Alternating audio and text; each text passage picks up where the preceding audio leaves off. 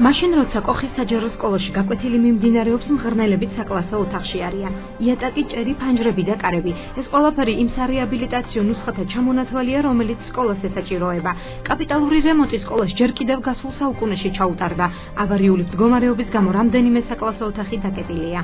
რასაც ვახერხებთ, ვაწესრიგებთ ადგილობრივი ხარჯებით, მაგრამ სხვა ახლა ესეთ ძალიან დიდ ხარჯებთაც გადის, უბრალოდ არამიზნობრივ ხარჯებათაც ეთულება შეიძლება, იმიტომ რომ მართლაც კაპიტალური რემონტია შესაძლებელი. ინვენტარი მოძველებულია და მათი უმეტესობა ძირითადად ნახევარ საუკუნეზე მეტს ითვლის. იმის გამო, რომ სკოლას სპორტული დარბაზი არ აქვს, მისი ფუნქცია ამ საკლასო ოთახმა შეითავსა. შენობაში არც ძველი წერტილია მოწყობილი. ერთადერთი რაც ამ სკოლაში ახალია, ზარია, თუმცა დღეს ისიც მწყობრიდან გამოვიდა. პედაგოგები ამბობენ, რომ რეაბილიტაციის შესახებ დაპირებებს ყოველწლიურად ისმენენ.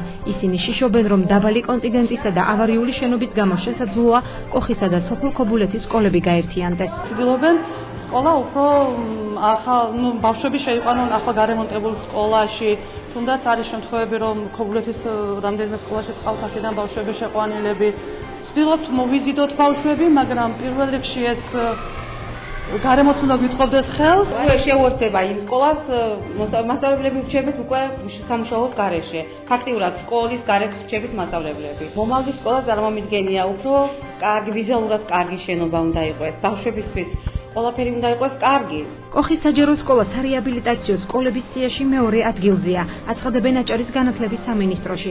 მინისტრის მოადგილე პირობას დებს, რომ 2015 წელს კოხის საჯარო სკოლას რეაბილიტაცია ჩაუტარდება და თანამედროვე ინვენტარით აღიჭურვება. 14 წელს სავარაუდოდ ალბათ მოხდება პროექტის შესყიდვა და ესეთ ყველაზე ოპტიმალურ ვარიანტში 2015 წელს მოხდება ამ სკოლის რეაბილიტაცია. ეს არის ესეთი პერსპექტიული ვარიანტი. რეაბილიტაცია ჩვენი გაგებით, ჩვენი ხედვით ითვალისწინებს სკოლის სრულ რეაბილიტაციის შენობას, ასევე ახალ ინვენტარს, ახალ აღჭურვილობას, ახალ კომპიუტერულ ტექნიკას.